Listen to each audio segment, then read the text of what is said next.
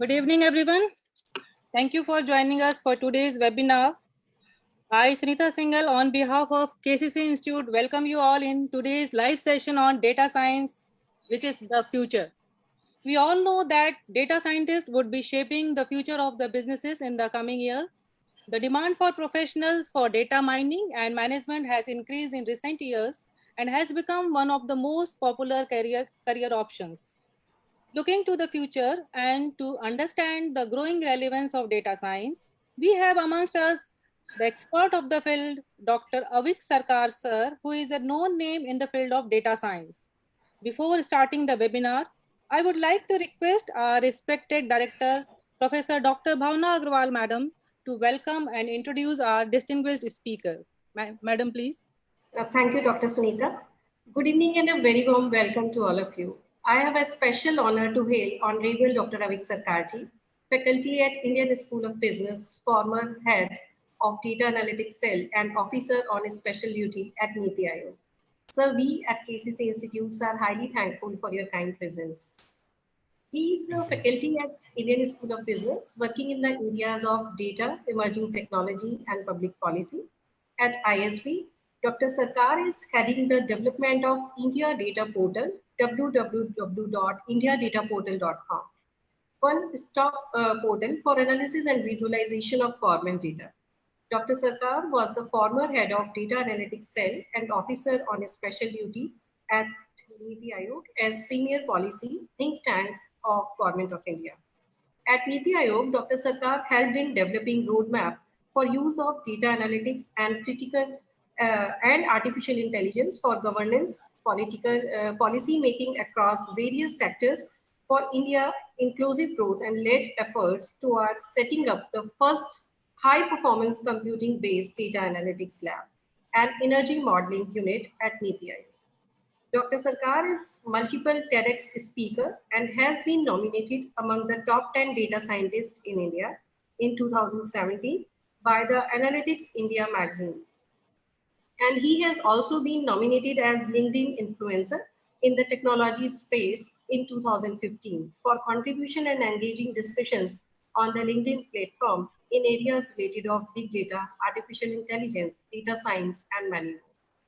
Dr. Sarkar is actively committed as an advisor at various government committees like Bureau of Indian Standards Committee for setting standard for artificial intelligence, Analytics Advisory Committee for Government e-Marketplace, Technical Advisory Committee of Census 2021, and advisor towards setting up Data Analytics Center of Excellence by Government of Assam. Dr. Sarkar serves on the Academic Advisory Board of Aegis School of Business and on the Entrepreneurship Academic Advisory Board of IIIT Delhi. Dr. Sarkar has over 18 years of valuable experience across different aspects of artificial intelligence, data science, analytics, statistical modeling, text mining, network analysis across companies like Accenture, IBM, Nokia, NASA, and network analysis across companies like many more. At Accenture Consulting in Singapore, he contributed to various data and analytics related engagements with the Singapore government like efficient reporting and resolution of municipal issues, evaluation and monitoring of secondary school education, improving operational efficiency in immigration and customs. While at IBM, Dr. Sarkar made significant contributions towards developing the Monte Carlo simulation of SPSS and the predictive maintenance and quality solution for the manufacturing sector. Dr. Sarkar holds a PhD from the Open University, UK, Masters from IIT Bombay, and Bachelor's from Calcutta University. Dr. Sarkar has authored several technical books. He also holds many technological patents. So without taking much more time, I request Dr. Avik Sarkar to kindly throw light on careers in data science. Thank you, Dr. Bhavna. That was a very detailed profile. And it's also, I think I have to live up to that honor that you have given me. Really, thanks. So friends, today I'll be giving you a glimpse about the world of data science, analytics, artificial intelligence. The field has evolved over the years, and I'll be talking to you about it with a few application areas and use cases. That will be my primary objective. And then towards the end, I'll also elucidate towards some of the career roles, some major career roles. There are a lot of career roles which are emerging in this field now, but I will talk about a few career roles which are becoming very prominent. So while I do that, I'll just share my screen with you. So let me know if you can see my screen. Yes, sir, we can see. Okay. So as I was talking to you, I will be talking to you about data science, analytics as it used to be called a few years back, about say 10, 15, 20 years back. The field was primarily been referred to as analytics. Now it is referred to as data science. And now as we are emerging, the same field is been referred to as artificial intelligence. Though artificial intelligence is only a subpart of all our data science that I will just talk to you about. These are the common lingos that people are tending to use it. I will talk to you about use cases, and without delaying anymore, I will directly go to what I wanted to intend to talk to you. So when we talk about the data science landscape or the analytic landscape, it starts with data. So what is the data that we have in hand is the first question that you have to ask. So when you have some data in your hand, it can be data in an Excel format or data that you have written in some Word document or data in a PDF file or data that you have across some newspaper cuttings that you might have looked into, or you might be looking into online data from say Facebook, Twitter, or some social media platform. So data today can be from various sources that you are looking at. Out of all the simple examples of data that I was giving you, some of this data is referred to as structured data. So if the data that you're talking about is something that you can put into Excel into a particular field, then this is referred to as a structured data. And structured data is much simpler as compared to say data about the social media data, which is sort of the unstructured data that I will come to you going forward. So structured data is very simple to start with. And when you are starting with analytics journey, you tend to start that analytics journey looking at some sort of structured data. So what this chart gives you a good overview about the major techniques and technologies that are there in the data field. Like it can start with the degree of complexity as you go on the right, or the competitive advantage that you will get as you go higher up. This is primarily divided into three areas, as you can see: the descriptive analytics, the predictive analytics, and the prescriptive one, the three broad areas. What do they mean? Is the next question that we come into. So the first one is the descriptive analytics, or what we commonly refer to in today's lingo as say reports, dashboard, or visualization in the data science language. And you have a range of packages that helps you to do that. And descriptive analytics is a very potent tool, or business analytics is a very potent tool to do that. What sort of questions can you answer based on this? So you can answer questions like, how are we doing? How are we doing are we on track or not? What should we do next? If you want to look into your past historic data, which might be there in an Excel sheet, or it might be there in a flat file or some other format, you tend to look into this data and you want to answer some of these questions that are there in front of you. And that is where business intelligence comes very, very helpful, or need of dashboard becomes very, very important for doing that. You can do this very easily. And I'll give you some examples which will help you understand. All of you might know about a company. Say you own a company, or you know someone in your family or your friends or someone who owns a company. And the company, the major source of their revenue is their sales. So you can be selling a product, or you can be selling a service. So you might look so analysis of the sales is the first thing that you would want to do. When you are looking into analysis of your sales, there are major things that you will want to do. The first thing is that you look at the revenue for 2014 and the revenue for 2015. So the 2014 revenue is there and the 2015 revenue as we go ahead and doing these things, the 2014 revenue and the 2015 revenue going ahead. So from this aspect, you will see we are comparing the revenue of 2014 with the revenue of 2015, and there is also the average revenue that we are also comparing. We can also see what were the opportunities from a sales perspective, what were the major products which have, how they have done the sales over the past 12 months. So you can see the trend for the last 12 months for this major product, how the sales have gone up or gone down. Some of them that have gone up, as you can see here, some that have gone down, some that are almost in the same. Then you can see the sales as per the sales representative. So there are different sales representatives that are here, and you can see the sales representative, how they have performed across the whole year. And you can see in the past 60 days.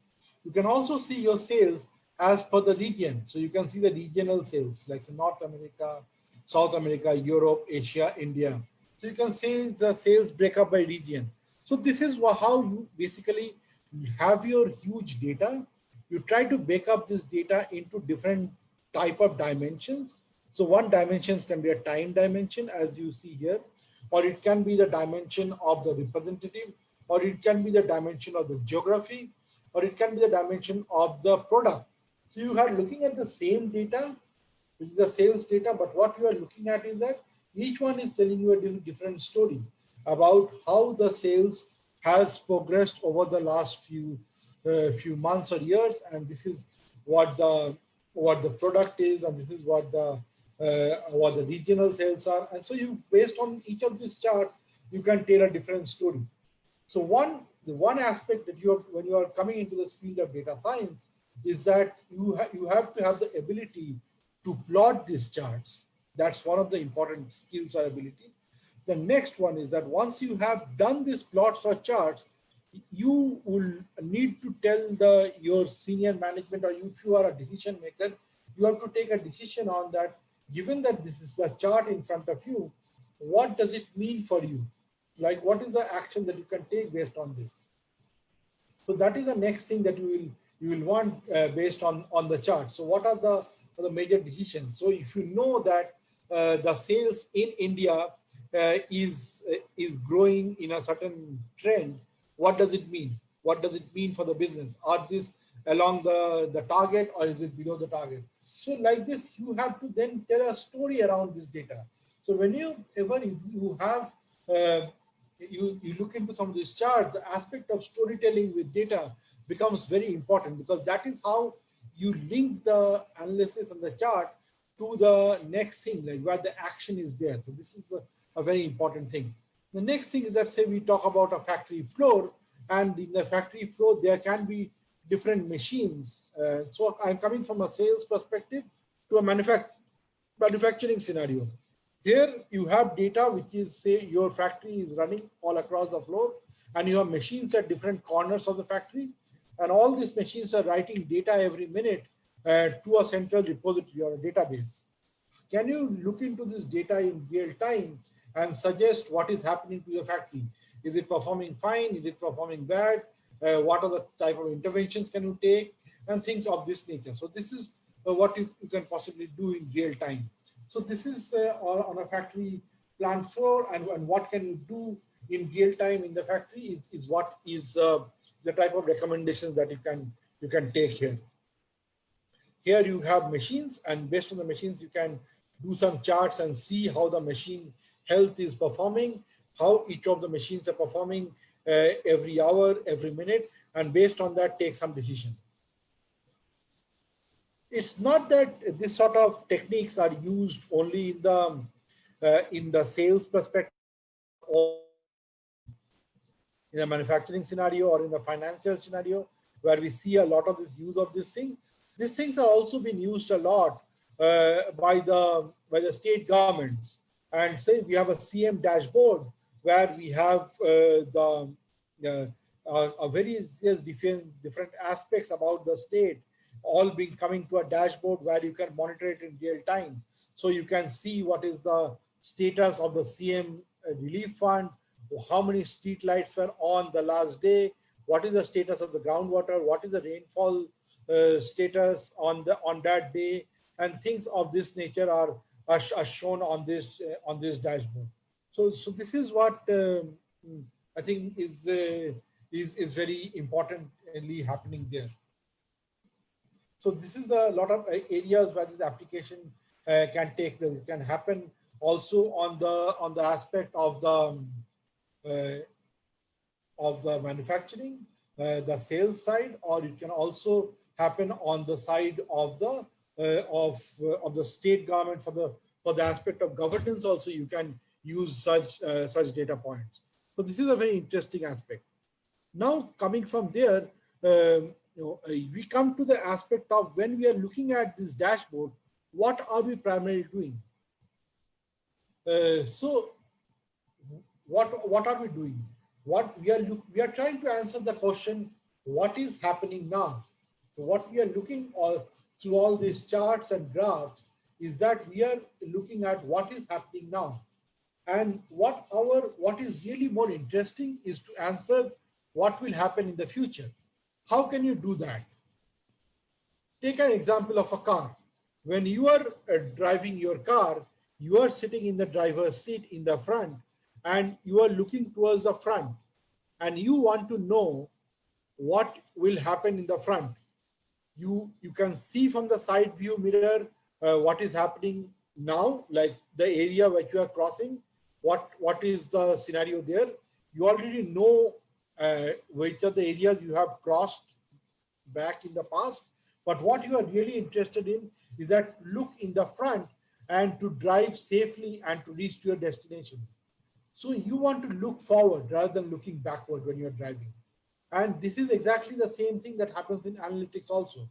You want to look forward and take a decision about something that is happening there. So this is a very important aspect that you understand. Till now, that the analytics that we are talking about, the business intelligence or the dashboarding will only give you a view about what has happened in the past.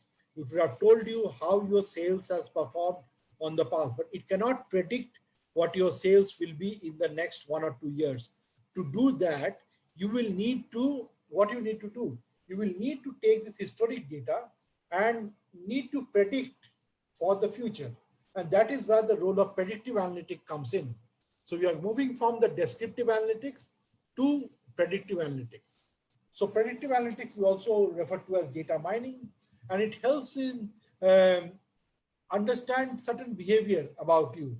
Say behavior about the data, attitudinal data, interaction data that you have done, and it is then used to predict and retain customers.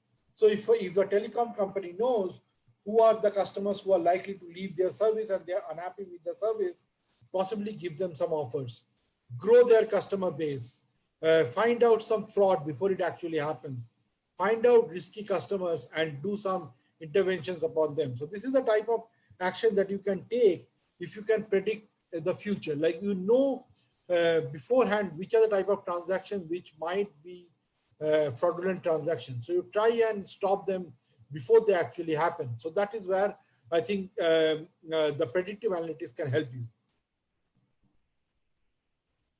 Now coming to the use cases, how does it work? How does it work? Basically what we have is that we have data points, and based on these data points, you try to basically find out attributes about people. So in this case, example, say you want to find attributes about say people who are married individuals, a married couple with one kid who is a male and lives in the suburbs of Mumbai, owns 2 cars, is 38 years old, drinks whiskey. And this can be some of the attributes that you can use. And then there can be predicted attribute, and then there can be predicted behavior based on this attribute. And this can all be predicted based on the data.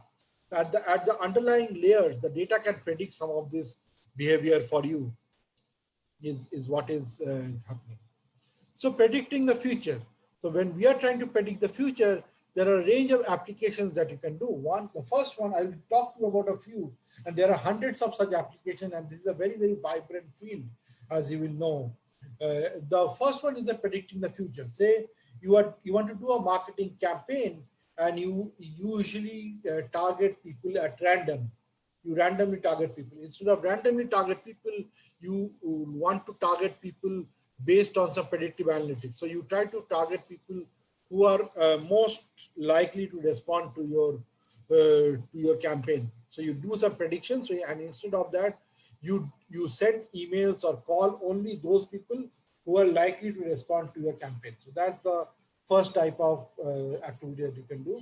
Next is, say you apply for a loan in a bank, and based on your loan, the past history of people who have been given loan and your past historic record, you are given a loan application form, and you fill up your details in the loan application form based on which you are given a loan or not.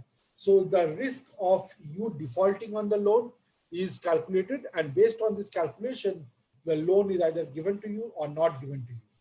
So your risk assessment is happening not by a human, but it is happening through some predictive analytics algorithm.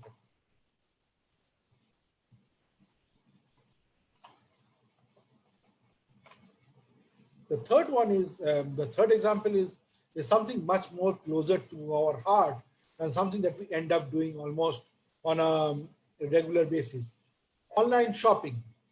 So moment you go into online shopping and you select something on the cart, you start getting a lot of recommendation about other products. And these are products that maybe other people who have bought this product have bought, or people with similar characteristics tend to buy. So you get a lot of recommendation. And these are the recommendations which are coming on the fly from based on some prediction or some recommendation that is happening at the back end. So this is again something that is coming out from an recommendation engine at the back end. So these are again things that are happening at the back end from the recommendation engine. So going to the next one,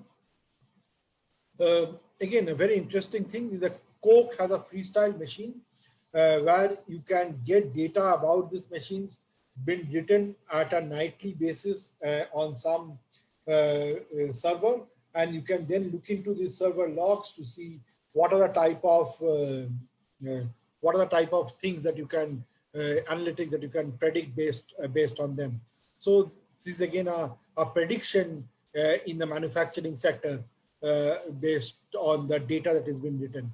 In the previous case, we were only trying to see how the machines were performing, but we are not even seeing how the machines are performing. We are looking at the machine's current performance and trying to predict what are the likely failures that might happen to the machine in the next 1 hour or 1 day.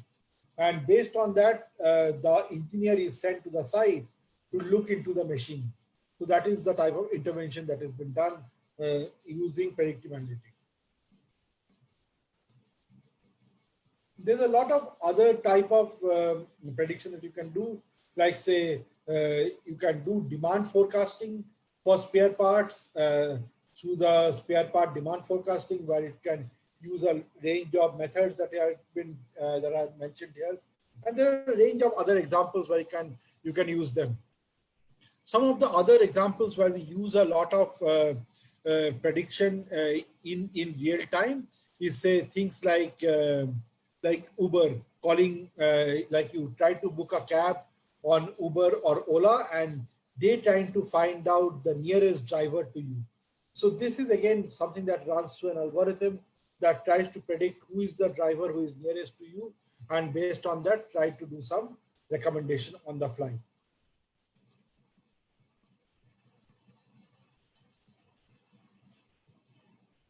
The third type of analytics that I want to talk to you about is the prescriptive analytics or optimization.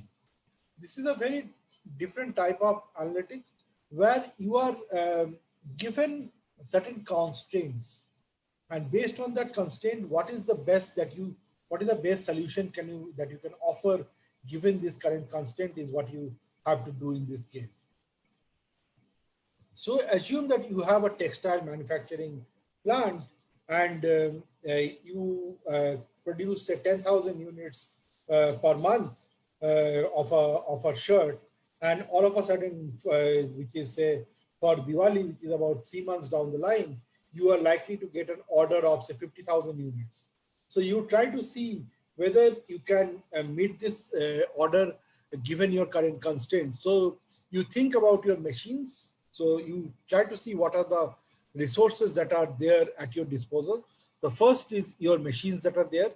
Currently, the machines possibly run for 10 hours per day, and that's how the shift is designed. But can you change the shift from say 10 hours to 24 hours? You talk to the engineer and find out that the machines have to be given a break of at least 3 to 4 hours between two shifts.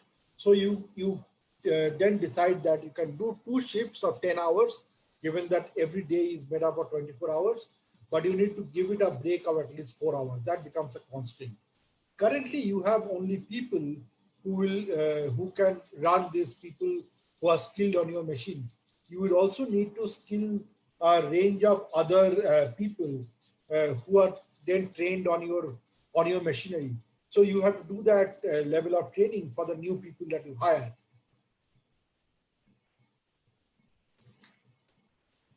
The hiring process and that training process might again take a few months time. That is also a delay that you can incur on your end in delivering the order for the higher amount, higher quantity. The next one that we have is the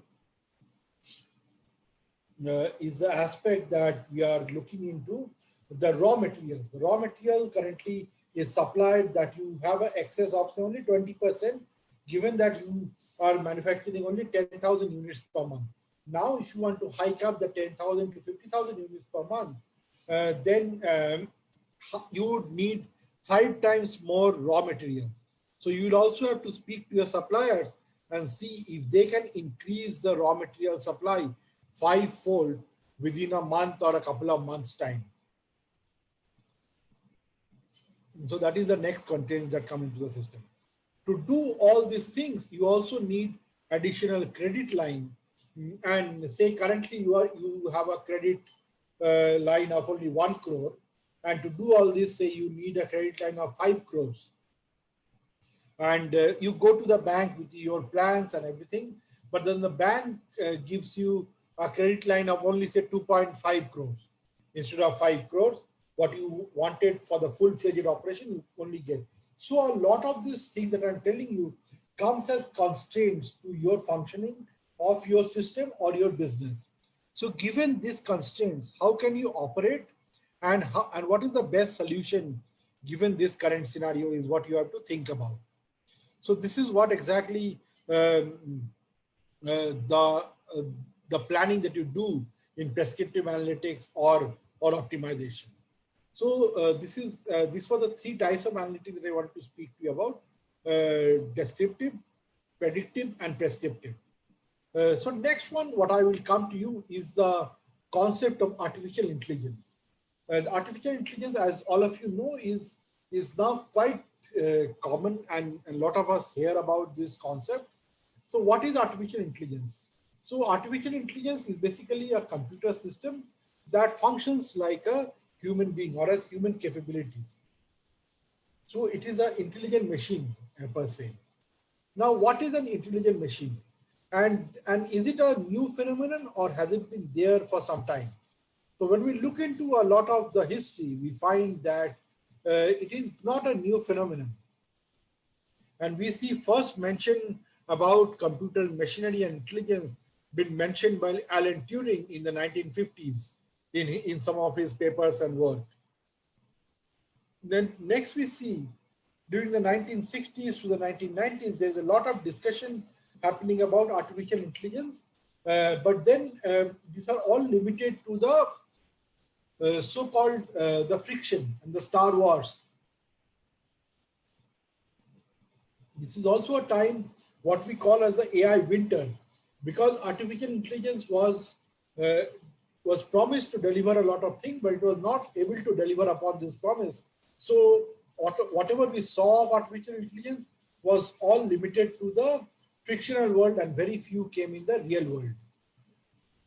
And so this has its own limitations and reasons also. We didn't have IT systems at that time, which were full-fledged like today. We didn't have availability to large computing systems, which I'll just talk to you about why this down phase in AI was faced at that time. The next is the IBM Deep Blue in the 96 was defeated Kasparov in the game of chess. This was a really commendable activity, but what really happened was that IBM Deep Blue defeated chess champion Garry Kasparov. This was a very really great achievement for a computer to defeat a chess champion, but it was more of a logical task, the game of chess. And when we think of artificial intelligence today, it is to do with lot beyond the logical tasks, into human abilities. And this is where the IBM Watson came in. IBM Watson defeats the two greatest players of Jeopardy in 2011. The Jeopardy is an interesting quiz show where you are given the answer and you have to guess the question based on the clues that are given to you. So this is the game show that is there. And IBM Watson was defeated the two greatest players in this game. So it was a commendable achievement by that side. We also see that ImageNet, which is a collection of million plus images, was doing better image recognition tasks than humans are doing. This was also a very interesting phase that was there. Then what we also see is that towards the end, there is a chatbot by the name of Eugene Gottsman, which won the Turing Challenge in 2015. And what this chatbot does was that there are human evaluators who are sitting and trying to guess whether the person whom with you are chatting is actually a chatbot or a human. And this chatbot by the name of Eugene Gottsman actually fooled the human judges into believing that it was a human. So the human judges were fooled by this chatbot. So it means that the chatbot was functioning at a level at which the humans could function. So that was really a commendable task that was there.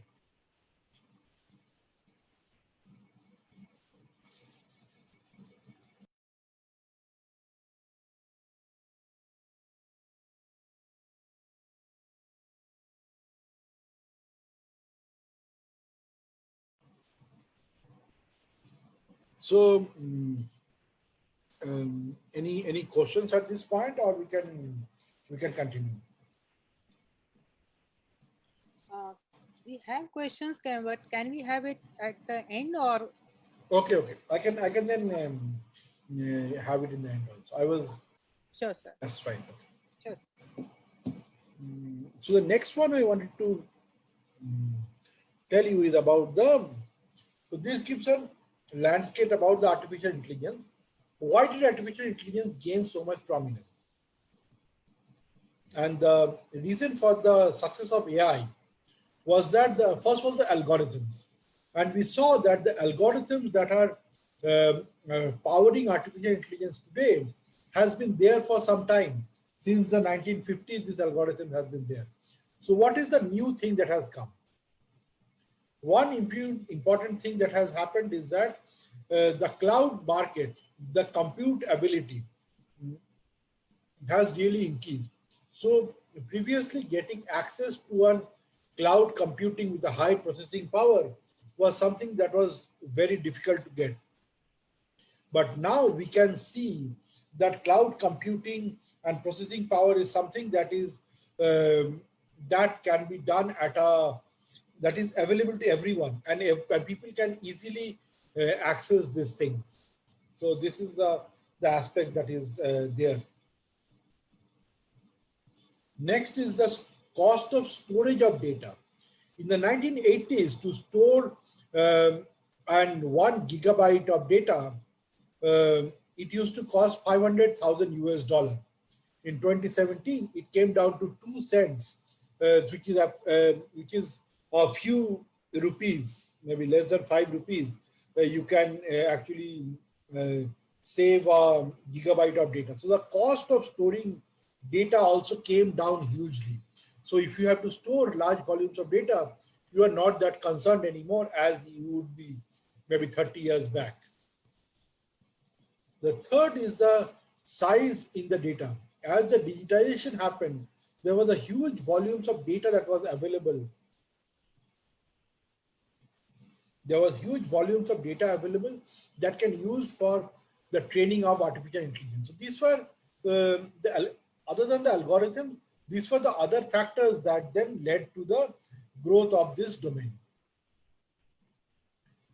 I will come directly to some of the applications of artificial intelligence and how it can be applied to data which are unstructured in nature.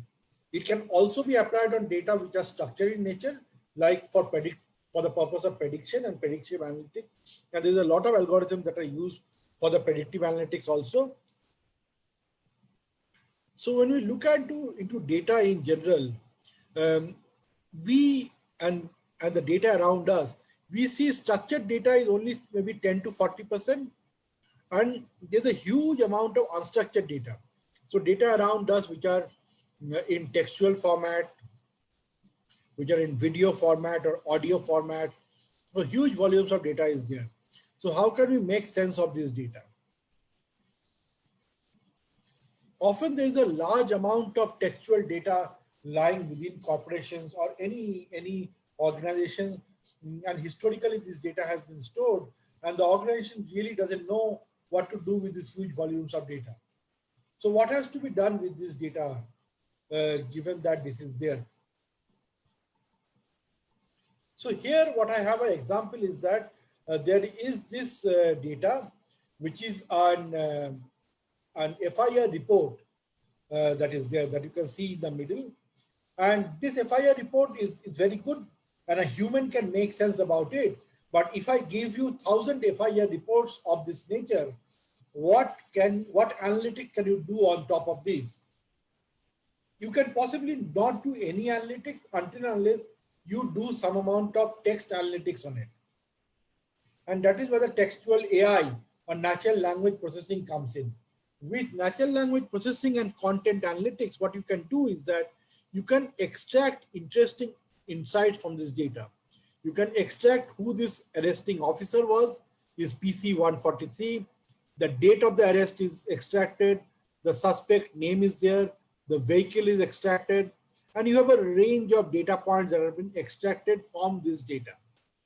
What it helps you in doing, once you have this data, you now have your data in a structured format, and you can then go back and then do your charts and descriptive analytics on this data, which is on the right side, and you cannot do it on the left side. So where AI is helping you is to transform this data from the left side to the right side, so that you can use a lot of interesting charts, and you can plot the trends and see which are the crime which are happening the most frequently, which are the location where this crime is happening, what are the type of people who are committing the crime, who are the type of officers who are doing most of the arrests. So these are the range of analytics that you can do, very similar to the type of analytics that you did for the sales data. When you had the sales data, you would need a similar analytics. In this data also, you can do very similar analytics that as you can see here. Going next to the social media analytics. In social media, you have similar data points. And in the difference here is that in social media, what you have is that you have these data points, just that these data points, instead of being available within the document that is there, these are now available actually on the social media. So you can be talking about a particular topic, say you are talking about a particular thing, say today we are talking about the Ram Mandir, Bhumi Pujan or Ram Mandir. That is the trending topic for today. And when we are talking about this topic, you see how the discussion on this topic is happening across different media. So you can talk about it in news. How is news talking about this topic? How is the social media like Twitter discussing about it? How is Facebook discussing about it? And how is Instagram sharing pictures on this topic? And what are the different platforms basically talking about the same topic, and how is the reaction there? And this can be for across any topic. It's not just anything. It can be about, say, the Sushant Singh Rajput murder case, which is again a very interesting topic, which is evolving. Actually, a very tragic incident, but it has taken an interesting turn with the investigation going on. There, you can see how each of these topics, the discussion is happening, and you can see a topic cloud of this nature at the bottom that helps you analyze how this topic is going up and down, and how the trends for these topics are happening across time. So these are also important things that you can see for this topic as you go ahead and you start looking into these various aspects about this topic. So these are basically social media analytics. What it helps you do is that it helps you analyze the discussion on social media by summarizing the data in a very meaningful way. That is what social media analytics helps you to do in a snapshot. Social media analytics is something very interesting, but then we talked about textual data, either textual data lying within a corporation or textual data that is lying on the social media. It can be either within your premises, your internet, or say your laptop, or it can be outside on social media. And we discussed about how both of them can be analyzed using data science. The next is say audio analytics or chatbots. Chatbots here is an interesting aspect. Here, what we are talking about, the first thing comes the chatbot. Till now, we are talking about analysis of data or text which is on the social media or lying there. But if we are interacting with a system and we ask a question, can we get back that? So there are two aspects here. One is natural language processing. Another one is natural language generation. When we talk about natural language generation, there the language is being generated and we are getting back certain things in return. So the natural language generation angle comes in here. There are various things that are happening there. Today we have like Google Voice or Alexa in everyone's home, and we can see a lot of this speech to text system where systems are interacting with us happening in real time. These are all happening because of AI system with audio analysis happening on at the back end. That is enabling all these things to happen. And the next one that I want to talk to you about is the image or video analytics. Image, I talk about image, but I talk to you about also about video, because when you talk about the video imagery exactly, it is basically images coming one after another. When you have a video, it's basically one image after another coming, and each image is analyzed at one time. So there are different things that you can do. So you can first look at an image and classify it. That is where artificial intelligence is very good in such problems. You can also find the exact area where these images are located, as you can see here. Then you can do the object detection, as you can see in this case, or you can do an image segmentation, like you can do. What are some of the real life applications of this? Some of the real life applications of this are, say, you have a crowded place and you have a watch list of people that you want to monitor.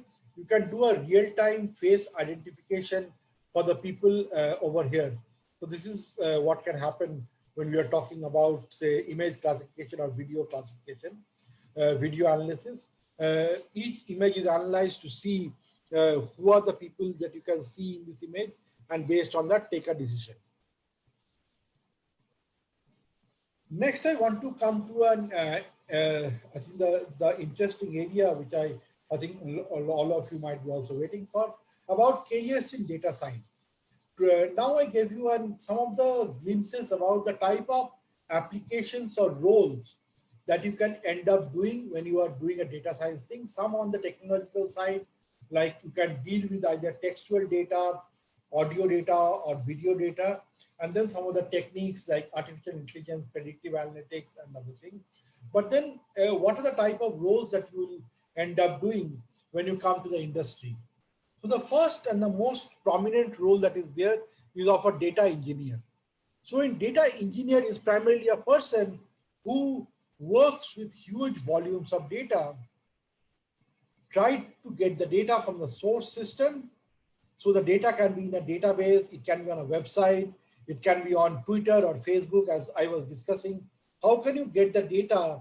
So if you have to analyze, say, all the discussion about, say something happening on social media, you have to first download all the data from the social media to your laptop or your system, and only then you can generate or analyze it. So you need to first, a data engineer will be downloading that data, writing scripts or programs to do that, manipulate that data and clean that data for that purpose, understand the systems aspect, because if you have to do this in real time, you might need to do a lot of parallel processing. So understand the systems aspect. You have to write the data into some databases because you have to store it in a structured format. So we talk about Excel files as some sort of structured format, but if you have huge volumes of data, you don't tend to write in a database like, say, Oracle database or DB2 or MySQL or MS SQL or some of the databases that are there. You also have to understand the big data architecture of, say, Hadoop or AWS and things of that nature. And if you are often working on a client project, you have to also interact with the client to understand this requirement and give the best suggestion to the client so that these things can happen well. The next role that is you end up doing is more of a data scientist or an AI developer, where say a data engineer might have already done some of those steps in downloading the data and putting the data in a proper format, so the data scientist can come and do the required manipulation of the data that is required for the analysis, and then analyze the data, apply the algorithms, and do some of the visualization of the data so that the data can be presented in a nice manner to the stakeholder, and along with some of the justification about why this data is there and some domain expertise also. The third is the database storytelling, where you are more interacting with the client or the businesses, where you will be doing some amount of data visualization or data handling, but you will be more of a domain expertise, where you will be interacting more with the client and try to communicate to them how this data. So I was telling you that there is a chart that you draw when I was telling you the sales chart. Now that you have a sales chart that is showing you, say, the sales trend in India is a certain percentage or certain number, what does it mean for the business going forward? And you have to tell a story, you have to understand the client pain point, and then how will data storytelling and data visualization help you? So that is the role that you tend to do there. So you might not be, you might not understand how to download the data or to analyze the data, but you will mostly be doing the visualization and also the client interaction part about the impact of this analysis is what is more important to you. The fourth one is a functional expert. So you are more of a person in this case, you understand the domain better. So if you are the manufacturer, so you possibly understand the manufacturing sector much better than all these above roles. And you will provide how the manufacturing sector should use data analytics. So you understand more about the sector, say the healthcare sector, the financial sector, or the public sector, and you understand maybe a bit of the data science sector. So this is really good for people who are already deep into a sector and they want to gain and data science expertise, or people who have already worked in some sector in the past, and they can then laterally move to the data science of those sectors. So that is really very helpful for those people because they understand the domain very well, and they have to just do the data science in those sectors going forward. The next is the algorithm of the AI developer. So you might heard about a lot of packages like TensorFlow, or you might be developing an algorithm. In this case, you might not be handling a lot of data, or you might also need to handle data, but your focus is more on developing algorithm rather than applying algorithm. If you're a data scientist, you are more like using an existing algorithm which is there in Python or R or any other package, but in the AI developer or algorithm developer, you are developing your algorithm, you are writing the code for the algorithm yourself, and that can be used for internal or external purposes. So that is the role that is there. A hugely popular role which is coming up is that of a data annotator, because you have to annotate a large amount of data for artificial intelligence things to work. But then after I tell you, this is only a very small snapshot of the roles that are available today, and a large number of roles are actually evolving on the data science sector, and you should keep your eye on those roles as you're going forward. This one just provides an overview about which are the general areas that you can use your data analytics or data science on. It can be either for financial or customer or for operational performance. But this just gives an overview. You can look into it later. I think with that, I come to an end, and I want to keep some time to take the questions that might have come during the session. Sure, sir. First question is actually, when we cover lots of areas, career options in data science.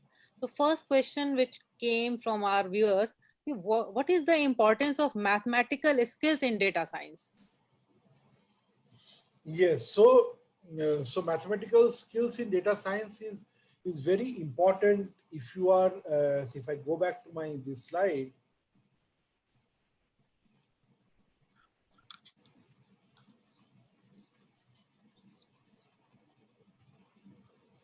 so you have different roles in here.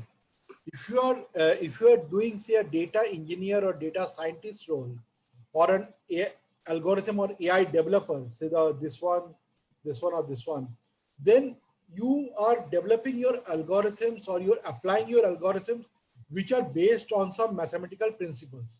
So if you understand the underlying mathematics well, so you'll have a better understanding of the algorithms that are running there. So that is what you have a better appreciation of what is happening. Otherwise, you will train to treat it as a black box. But if you understand the algorithms internally, then you will have a better appreciation for that. But if you are doing the data storytelling, or if you are a functional expert, you need not have that level of understanding of the mathematical thing. So it is not it's not a prime criteria that everyone understand the mathematical part, which I completely understand, because a lot of the people don't like mathematics, so it shouldn't be the barrier in entering data science field. Even without the mathematical understanding, you should be able to thrive in the field of data science and AI. Thank you, sir. Sir, related to with this slide itself, suppose someone gets him skilled in Tableau for data visualization. Can we keep him or her in the category of data scientist? Yeah, see, data scientist involves data visualization and many more things. So when you are doing a data journey, the first step that you always tend to do is the data visualization. But then in the following months, you might need to apply some complex algorithm. So it will be good if the person just knows Tableau, he or she picks up some of the algorithm skills using Python or R. That will be really helpful going forward. So Tableau can be the starting point, but I would not tell that Tableau is the complete set of things that the person will end up doing. Thank you, sir. The next question is from Yash Bhatnagar. He wants to know what would be the demand for data scientists in India in coming decade. So there is a huge demand. I think till now also there are very few good data scientists that are there. There are people who are doing data science courses across different. Some are doing self-learning, some are learning from somewhere. But I think getting all of this expertise and at a very good level of maturity of this expertise is again something a rare skill. Like you might know data manipulation, but say if you can do the data manipulation, maybe the client interaction bit is missing, or the data big data architecture part is missing. So getting this combination, the more of this you know, I think the more valuable you will be to the for the job market. So there's a huge demand for data science skills in India. Thank you, sir. Next question is from Dharmi Raghav. She wants to know what are the skills required as a data scientist that could help us in using Python for data analysis purpose. So I think for Python, if you are doing it, if you have done some amount of coding in the past, you are actually exposed to some amount of programming, then you can pick up Python maybe in 4 to 6 weeks time. But if you are new to the programming completely, like you have not done any programming in your school or +2 or in your college, then the learning curve can go up to 2 to 3 months. So it would be good if you know some prior programming, then you can quickly pick it up. Otherwise, you'll have to spend a bit more time for that. But Python, as compared, if you have done some previous programming, picking up Python should be quite easy. Thank you, sir. One more question is from Megha. She wants to know whether government is using this data science to fight coronavirus. Yes, I think in some of the pockets they are using it. Some of the state governments are using it to see how the disease is spreading. But for doing disease spread modeling and this sort of things, it is much more complex type of modeling that has to be done. Like epidemiological modeling is also there, where you need like a domain understanding, where the domain expert is the doctors. So doctors with good data science skills end up doing that. So we have very few people in India who can do epidemiological spread modeling, or say when a disease is actually spreading in a community, what is the type of modeling to be done there? There are some people in AIIMS and other hospitals who are trying to do that, but we have very few experts that you can do that. So because see, when you are applying data science, one is that you understand the technology. The other is that you also understand the domain. When you have both of these combinations, then only you are excelling. But getting this combination often becomes very difficult. Thank you, sir. One more question. People generally use 3 words interchangeably: data science, data analysis, and data mining. Are they same, or they are synonyms of each other, or they are part of each other? that can be both a philosophical question and a something to confuse other also. So actually, I think these terms have evolved over the time. So data analytics is something that used to be used in the past, where analysis of any type of data, simple analysis is there. But if you are applying some sort of algorithms on top of it, even like a regression, it used to be called as data analytics. Then data mining came in when we are trying to mine patterns from the data. Let's say you have huge volumes of data and you are trying to find patterns from the data. That is where the term data mining came in. And this whole term of calling it a data science is a term that has been coined quite recently in the last 10 years, where we are seeing that people are telling that you need to have the data skills and the domain expertise and the communication skill, the data visualization skill. And that is where the data science skill term has really evolved in the last few years, where you are expected to understand more of these things going forward. Thank you, sir. One more question from Shiv Kumar. As you talked about several types of analytics, so he wants to know between Python and R, which one would you prefer for text analysis? So both of them has several packages for text analytics, and it completely depends on the person's comfort level. So I think that is what they should use. If they are more comfortable if they are equally comfortable, then I think using Python will be recommended, because it also has the scalability factor as compared to R, and you can also do programming and other things. Where R, but if you are more comfortable in R, then you can equally do the same amount of things in both of them. Sir, if someone wants to join a course in data science, is it necessary for him to have a background of computer knowledge? No, I think that is not required. If you are going to do an algorithm on AI developer, like you can see the 5th job role that I have written here, that is where you require previous computer knowledge. And for some of the other roles like the data engineer, data scientist, if you have prior programming knowledge, that will be helpful. But if you want to do, say, data storytelling or a functional expertise or a data annotator, you don't need prior programming or data science knowledge at all. Thank you, sir. I think we have covered almost all of our questions. Rest of the questions are almost same. They are on from R and Python. So we have had a very extremely useful day. So we understood various concepts of data science, and we understood that it's not one domain, that it is covering lots of aspects, like from descriptive to prescriptive to predictive analysis. And we have lots of options in career. So if someone wants to join this career even after their 12th class, if they are looking for the career in data sciences, you have shown lots of options, that from data engineer to data annotator. And it's not necessary that we should be very much equipped with the mathematics or very much equipped with the computer background knowledge. We can start our career in data science even after 12th class. So thank you very much, sir, for your enlightful session.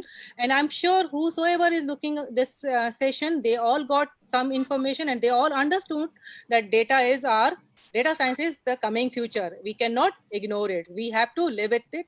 And so sooner or later, we have to start with the data science. Thank you, sir. Ma'am. Sir, yeah, I would like to place on record my greatest, heartiest gratitude to you, and thank you so much for sparing time. Thank you so much. Thank you, ma'am, for this opportunity. It was really nice interacting with you, institution people. Thank you, everyone. Thank you all for joining us in this today's webinar. Thank you. Thank you. Thank you. I will disconnect. Yeah.